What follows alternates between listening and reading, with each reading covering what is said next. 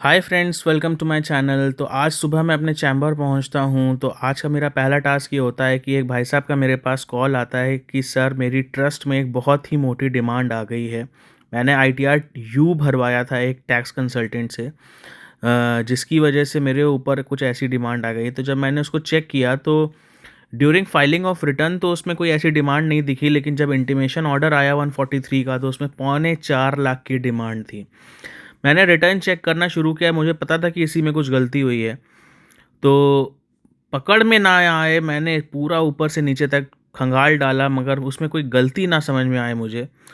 फिर मैंने ध्यान से एक एक एंट्री को देखना शुरू किया तो पता चला कि उसने प्रॉफिट एंड लॉस अकाउंट में जो उसने PL मेंटेन किया उसमें डेप्रिसिएशन को रिपोर्ट ही नहीं किया।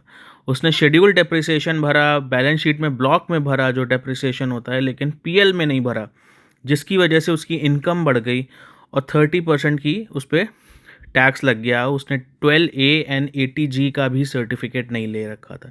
तो एक छोटे से ब्लंडर से कितनी बड़ी डिमांड आ गई।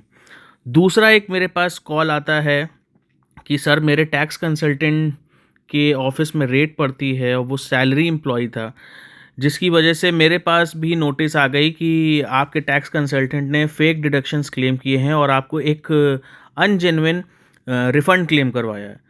तो जब मैंने उसको प्रॉपरली चेक करना शुरू किया, हालांकि मैं पूरा कर नहीं पाया क्योंकि उसमें बहुत छोटी छोटी चीज़ों को देखना पड़ेगा, उसमें लग जाएगा टाइम।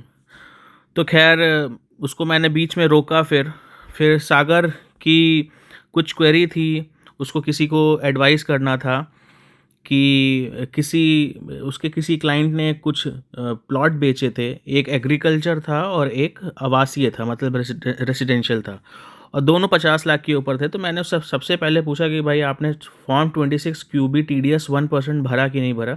उसने कहा भैया भर चुका है, तो उसमें कोई टेंशन नहीं थी। फिर तो दोनों प्रॉपर्टी इनहेरिटेड थी, तो रेजिडेंशियल प्रॉपर्टी की परचेज वैल्यू कैलकुलेट करने के लिए मुझे 2001 का सर्कल रेट निकलवाना था कलेक्ट्रेट से। तो मैंने क्लाइंट को बोल दिया कि भाई आप वो निकलवा के हमें दीजिए। बाकी जो एग्रीकल्चर लैंड थी वो रूरल थी, तो रूरल में ऐसा कोई प्रॉब्लम नहीं होती है बेचने के लिए। वो आपको कहीं भी रिटर्न में शो करने की ज़रूरत नहीं है।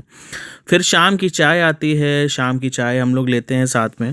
और अप्रैल आ ही चुका था और मुझे अपने क्लाइंट्स के फोर्थ क्वार्टर के सेल एंड परचेज़ के वाउचर्स जो हैं वो अपने सॉफ्टवेयर पे चढ़ाने थे। वो कंप्लीट करने के बाद फिर आज लखनऊ का मौसम ही बहुत ही ज़बरदस्त था। मैं काम कंप्लीट करके जल्दी अपने घर को निकल गया। Thank you.